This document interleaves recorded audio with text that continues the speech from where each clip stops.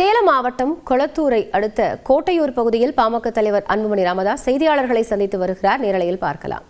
எதிரான ஒரு திமுக அரசு, விவசாயம்னா என்னன்னு கூட அடிப்படையில தெரியாத ஒரு அரசு, விவசாயத்தை மதிக்காத ஒரு அரசு இன்னைக்கு விவசாயத்தை பத்தி பேசிக் கொண்டிருக்கிறது. விளம்பரத்துக்கு அங்க போய் பார்த்துட்டு இருக்காங்களா? 2 லட்சம் ஏக்கர் குறுவை சம்பா சாகுபடி அதுல பயில முழுகிடுச்சு. 2 லட்சம் ஏக்கர் இப்பயே முழுகிடுச்சு. அதுக்கு இழப்பீடு கொடுக்கணும், அதுக்கு ஒன்றும் தப்பு கிடையாது. அதுக்கு மத்திய அரசு கொடுக்கணும். அப்புறம் எதுக்கே நீ அரசா பண்ணிட்டு இருக்க? நீ எதுக்கு ஒரு நிர்வாகம், எதுக்கு முதலமைச்சர், எதுக்கு அமைச்சர்கள் வச்சிருக்கீங்க, எதுக்கு அதிகாரிகள் வச்சிருக்கீங்க? எல்லாமே மத்திய அரசு எதிர்பார்க்குவா?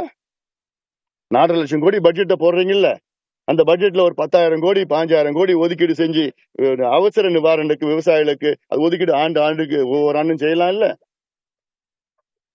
மத்திய அரசு மேல பழிய போடுறது. அதனால இதை நிச்சயமாக மக்கள் பார்த்து கொண்டுதான் இருக்கின்றார்கள். இது ரொம்ப மோசமான ஒரு ஆட்சி. இன்னும் ஒரு 5 மாதத்துல இந்த ஆட்சி அகற்றப்பட வேண்டும். நிச்சயமா நடக்கும். நேரத்துல கேட்டுக்கிறேன். ஏதாவது கேள்விகள் இருக்கா? 100 ஆண்டுகளுக்கு பிறகு இந்த வாக்காளர்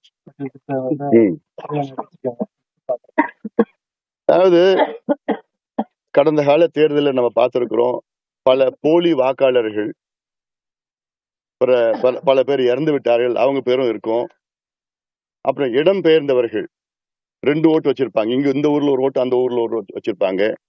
இப்படி இருக்கிற வாக்குகள் எல்லாம் கள்ள ஓட்டு போடுறதுக்கு ஏதுவாக, குறிப்பாக திமுகவுக்கு அது உடந்தையாக இருக்கும்.